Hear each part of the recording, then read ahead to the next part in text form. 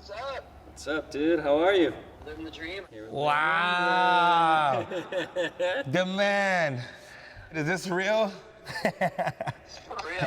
Yes. I'm excited. Big fan of your skating. You're awesome. Oh, thank you. Coming from you, it means a lot. My first skateboard was a Tony Hawk skateboard. I've always been a fan of yours, and I'm super stoked that we can talk. And it's crazy because the only person my mom and grandma know is Tony Hawk. They can't name any other skateboarder. It's a dream. It's amazing. Oh, thanks, man. It's an honor.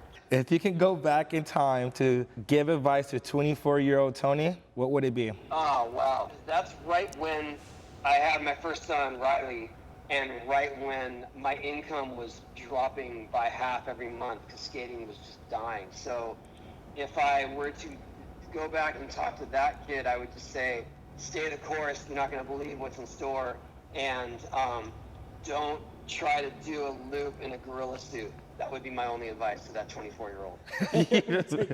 Obviously, you have this mindset in where stay positive, stay happy, look forward to taking care of your family in the future and being the best man that you could. What is it that I shouldn't do? Don't take your fans for granted. Don't assume that you deserve any of it. You always got to keep fighting for it, and you always got to be thankful that you have it. I mean, the idea that you or I get to ride our skateboard for an income and a living is absurd. Like when I was growing up, that was not even a dream anyone had because no one had ever done it.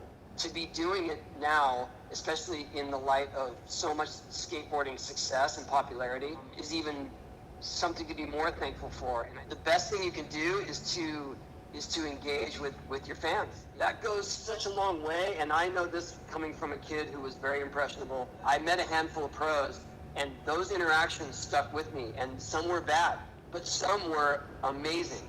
And those are the ones I held on to. And so when I got some sense of fame, I remember those times, and I go and you know, if there's kids at the park, try to give them as much attention as I can. The kids get hyped. Yes, 100%. It's like the smallest things that can make someone's day. Just spreading good energy, it goes a long way. There is one thing that I feel like I identify with you on, in that I'm sure you hear it a lot, but people are probably like, well, he just skates Venice.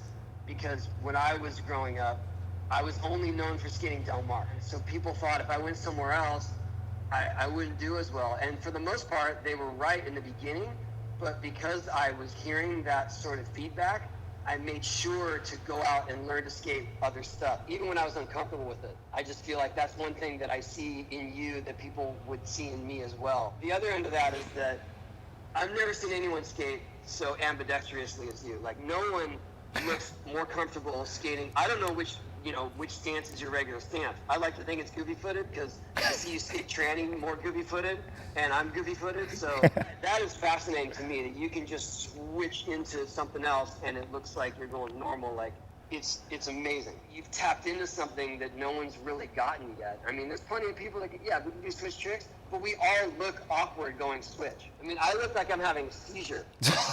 Stop it. But you look like you're completely natural, and I feel like the future's super bright for you. Wow, I love it. I'm just trying to learn every day, and just now as I'm growing up, I'm like, there's something wrong with my skating. It's a good thing, but you think that it's a setback. And when I was younger, I thought my style was a setback.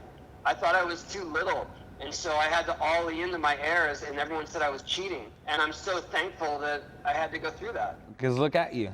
You have such a huge bag of tricks and techniques that at some point, maybe you won't want to be doing all this bowl skating, but you'll find some other way to be creative. I think I'm gonna try to step my game up with you so I can have some vert sessions with you, man. I think the only thing you'll have to learn is how to knee slide. How do you take the pressure being the biggest skateboarder in the world? It's way different now, though. I mean, when I was younger, I was just fighting for recognition and validation. Even though I was pro, I just kept pushing myself.